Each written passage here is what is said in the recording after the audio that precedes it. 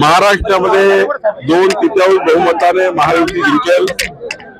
51% वर मत घेऊन आम्ही जिंकू आणि महाराष्ट्रामध्ये विकासाचं मतदान होत आहे।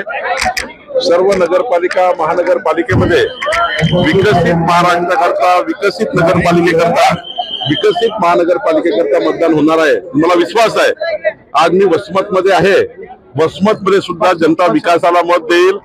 मी या ठिकाणी वचन दिलेलं आहे वसमतच्या सर्व मालमत्ता या कायदेशीर करून देणे, वसमतच्या सर्व घरांना पट्टे वाटप करणे आणि वसमतमध्ये माननीय पंतप्रधान नरेंद्र मोदींच्या नेतृत्वामध्ये जे 30 लाख घरं आमच्या सरकारला दिले आहेत त्या सर्व घरांसाठी आम्ही या ठिकाणी वसमतच्या विकासासाठी काम करणार आहोत।